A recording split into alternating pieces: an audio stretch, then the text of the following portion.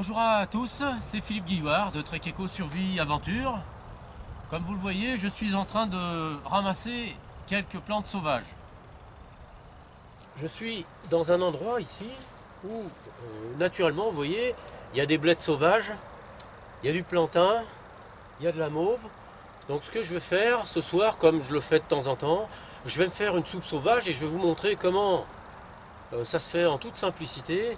Et vous verrez, même sur le plan, je vais dire, financier, ça coûte quasiment rien. Ça vaut le coup de regarder comment on fait, non? Ici, de jolis pieds de blettes, aux feuilles bien vertes et brillantes. Et là, pour ceux qui ont les yeux exercés, des poireaux sauvages autour de ce pied de blette. Ici, je ramasse un petit peu des feuilles de plantain. J'ai choisi de prendre tout à l'heure les blettes, un petit peu de poireaux sauvages, là, du plantain.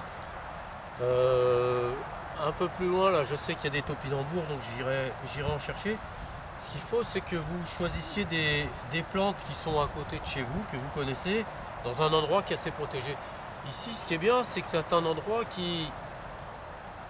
Bon, vous avez vu, il y a des vignes autour, un petit peu, pas partout, mais ce sont des vignes de culture biologique. C'est-à-dire que les viticulteurs, depuis des années, ne passent aucun traitement. Donc de temps en temps, ça m'arrive de venir ici pour faire ça. C'est-à-dire que je ramasse un petit peu des plantes sauvages pour me faire des plats. Bon, je vais ramasser encore quelques plantains. Et puis j'irai chercher mes topinambours.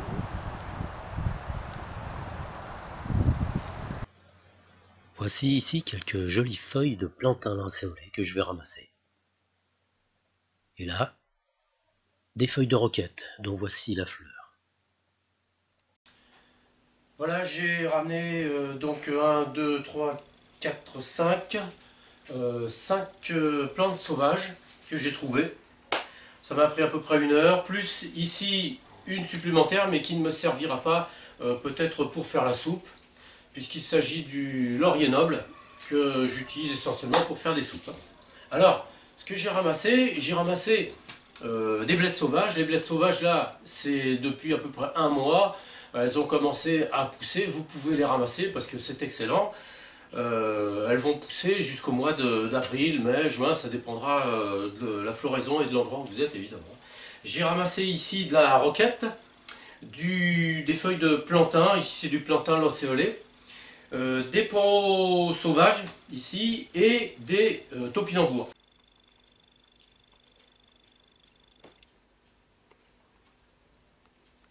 Ce que j'ai fait pour que cette soupe soit agréable, c'est que j'ai choisi en même temps, dans la mesure du possible, hein, faites-le par rapport à vos possibilités, des plantes dont le goût est un tout petit peu différent les uns des autres. Par exemple, la blette sauvage possède une saveur qui est légèrement salée derrière, donc elle va m'apporter un petit goût salé. La roquette, c'est plutôt poivré et fort.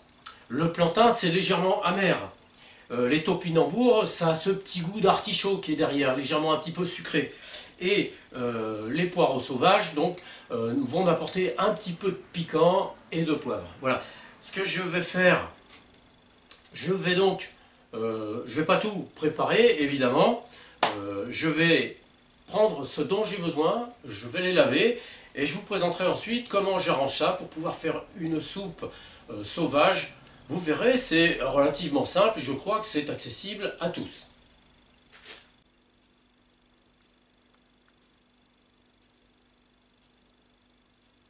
Voilà, j'ai lavé mes légumes sauvages et j'ai fait en même temps un choix de ceux que je vais utiliser pour faire ma soupe. Donc je vais prendre une marmite avec un couvercle, de l'eau évidemment. Ce que je vais faire, alors dans le nettoyage, petite chose. Pour les poireaux, c'est pas la peine de prendre les feuilles vertes parce que c'est assez dur. Vous pouvez les garder et les passer dans un moulin à légumes et faire une soupe à part juste avec les fans de poireaux si vous voulez. Et vous enlevez bien les premières feuilles parce que ce sont les plus dures. C'est pas la peine de les conserver. C'est pour faire une soupe, là, c'est pas pour faire un plat de résistance. Pour ce qui concerne ces feuilles là, pas de problème. Je les ai toutes prises, les feuilles de roquette. Le plantain, j'en ai pris pas trop. J'ai pris la moitié de ce que j'avais. Pour l'instant, je les ai coupés en deux. Si vous voulez qu'ils cuisent plus vite, il faut les couper en quatre, même, voire en tout petits bouts. C'est juste pour que ça soit pas trop amer. Maintenant, l'amertume s'en ira si vous faites mijoter longtemps votre soupe, hein. Voilà. Pour les blettes, bah, ça, il n'y a pas de problème. C'est ce que je vais mettre le plus et je vous le conseille. Pourquoi? Parce que ça donne de la matière à la soupe. C'est un petit peu comme les courgettes. Ça a tendance à enrober tout ce que vous mettez avec, de la consistance. Ça donne de la consistance. Pour les topinambours, je les ai grattés, lavés, grattés évidemment. J'ai pris les plus beaux. Et là, c'est ce que je vais mettre d'abord dans ma marmite. Je vais les couper en petits bouts pour aller plus vite. De telle sorte que ensuite je puisse mettre les autres légumes et laisser tout bouillir ensemble. Voilà.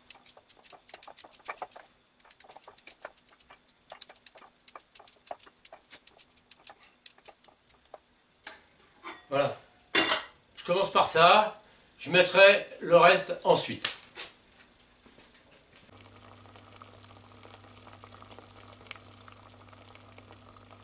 J'ai fait bouillir une dizaine de minutes mes topinambours dans un petit fond d'eau, c'est-à-dire que je mets de l'eau de telle sorte que ça dépasse à peine le niveau des topinambours.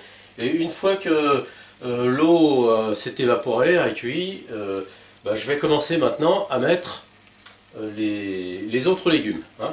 Donc ça, je les fais bouillir à peu près 10 minutes. Donc là, ce que j'ai fait, je vais mettre tout de suite la roquette. Je vais la couper en petits bouts. J'en mets pas trop parce que j'ai surtout l'intention de manger le reste en salade. Parce que j'aime la salade de roquette. Là, je mets mes plantains maintenant. Voilà.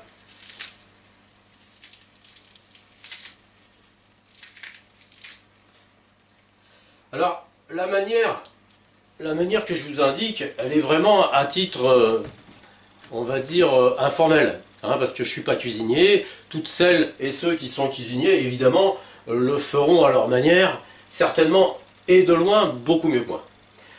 Les poireaux, je les coupe en deux ou en quatre si je peux. Je vais peut-être pas tout mettre, mais enfin, vu qu'ils sont pas bien gros. Alors de les fendre, ça permet pour moi surtout de les cuire plus vite. Et puis ça permet aussi aux légumes de dégager un tout petit peu plus leur arôme.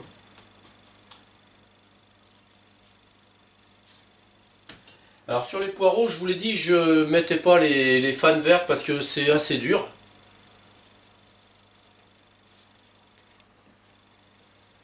Voilà, c'est déjà pas mal, là, ça suffira largement. Et je termine par les blettes.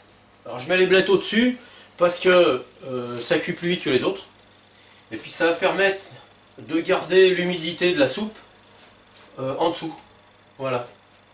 Et là maintenant par contre je vais mettre mon eau. Parce que là il n'y avait pas d'eau. Donc je prends de l'eau. Ça c'est de l'eau Moroku. Mettez pas d'eau de robinet hein, quand vous faites une soupe. Parce que l'eau du robinet c'est vraiment... Si vous voulez vraiment absorber des vrais minéraux, prenez pas l'eau des robinets, prenez l'eau qui va résulter de la cuisson, par exemple, de vos légumes. Sauf s'il y en a en grande quantité, attention. Hein. Mais l'eau du robinet, non. Enfin, faites comme vous pouvez, en même temps. Donc là, je vais mettre de l'eau de telle sorte que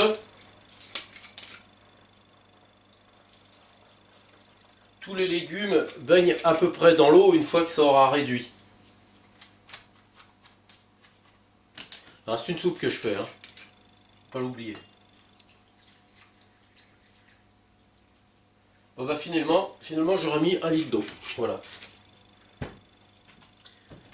Et ben maintenant je vais laisser cuire. Je vais mettre un couvercle.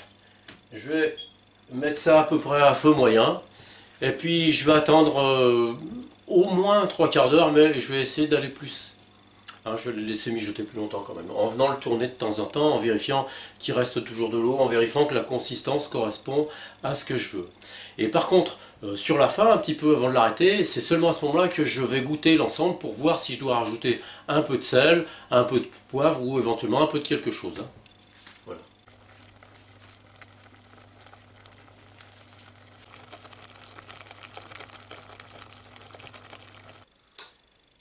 J'ai fait cuire mes légumes pendant 3 quarts d'heure et maintenant je vais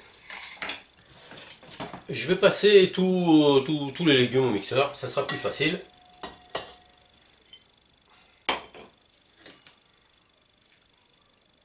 Voilà.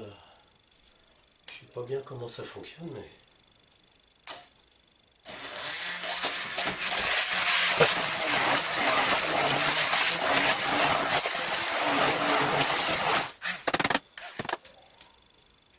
Voilà, nous en France on appelle ça un mixeur.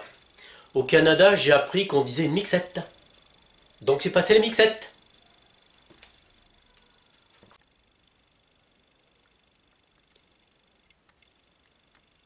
Nous voici arrivés au moment tant attendu. Voici la soupe, je l'ai passée au mixeur ou à la mixette, comme on veut. Ici j'ai fait ma petite salade avec les feuilles de roquette que j'ai conservées, je la mangerai tout à l'heure. Hein. Je vais me servir de la soupe. Alors cette soupe, vous avez vu, je l'ai faite avec des légumes sauvages que j'ai trouvés aujourd'hui. On est au mois de novembre. J'ai pris ceux que j'ai trouvés à peu près dans le même endroit. Hein. Donc il y avait dedans de la roquette, du plantain, du topinambour, des blettes. Voilà en gros ce qu'il y avait dedans. Oui. Vous pourrez mettre ce que vous trouvez. Hein. Il y en a qui aiment les orties. Moi j'aime pas trop les orties donc j'en ai pas pris. Mais il y a toujours des orties encore à notre époque. Prenez tout ce que vous trouvez pour faire votre soupe de légumes sauvages. Et surtout, pour ceux qui n'ont pas de topinambour, n'hésitez pas à mettre une pomme de terre, hein, c'est pas un problème, ou même des carottes ou des navets, pour donner un petit peu de consistance à votre soupe. Ce que j'ai fait, par contre, une fois que je l'ai mixé, je l'ai goûté un peu, j'ai rajouté un petit peu de sel, hein, vous verrez quand vous la ferez. Voilà, je l'ai faite assez consistante, de telle sorte que comme ça, en la mangeant, il y a vraiment quelque chose à manger. Alors, là, vous allez voir si vous faites pareil, c'est bon. C'est très bon. Alors, il faut que je vous dise une chose. Cette vidéo, en fait, je voulais vous la présenter en vous montrant que par rapport aux soupes vendues dans les sachets, dans lesquels il y a quelques grammes, ça coûte quand même une fortune, 1,30 € un petit sachet de quelques grammes, vous avez bien plus d'intérêt à vous faire des soupes sauvages avec quelques légumes. J'en ai pas mis beaucoup, on peut en mettre encore moins. Ceux qui aiment les soupes liquides mettent moins de légumes, il suffit tout simplement de les arranger en fonction de ses goûts. Hein. Ici, ce qui est certain, c'est que dans cette soupe, vous avez un concentré d'énergie qui est très puissant. Alors là, je parle d'énergie, je ne parle pas ni de vitamines, ni de minéraux, ni d'oligo-éléments, etc. Je parle d'énergie. Ces plantes, je les ai ramassées ce matin, je les mange là quelques heures après. Je peux vous assurer que, ayant l'habitude d'en manger, ça donne vraiment beaucoup d'énergie. Ensuite, pour ceux qui ont peur de perdre un petit peu de vitamines ou de choses comme ça, sachez que moi j'ai fait bouillir pendant 3 quarts d'heure. Ça ne nécessite pas 3 quarts d'heure de cuisson. J'ai souhaité faire ainsi pour être tranquille au niveau du mixage, etc. Mais vraiment, il n'y en avait pas besoin. Je pense qu'une demi-heure, c'était suffisant. D'autre part, il y a des moyens de cuire les légumes, comme à la vapeur, par exemple, qui conservent un petit peu plus les vitamines. Si c'est ce qui vous préoccupe, essayez de trouver ainsi une formule qui vous soit, disons, qui correspond à ce que vous attendez. Hein. Néanmoins, ça reste une soupe qui reste riche en vitamines, en minéraux, en oligo-éléments et en d'autres choses que je ne peux pas développer ici, mais ça n'a pas grande importance en soi. Le principal, c'est d'avoir quelque chose à manger qui vous plaise. Voilà, vous avez vu, c'est pas très long à faire, c'est pas très difficile non plus, et surtout, hormis les 3 quarts d'heure de cuisson que j'ai dû prendre pour pouvoir faire la soupe, ça ne m'a pas coûté 1 centime. Ça reste quand même une option intéressante pour ceux qui n'ont pas trop de moyens, et surtout pour ceux qui veulent manger quelque chose d'un petit peu différent et quelque chose d'énergisant. J'espère que cette vidéo vous aura plu, qu'elle vous aura donné des idées en tout cas pour plus tard. Je vous dis à tous et à toutes à bientôt dans une prochaine vidéo et puis bon appétit!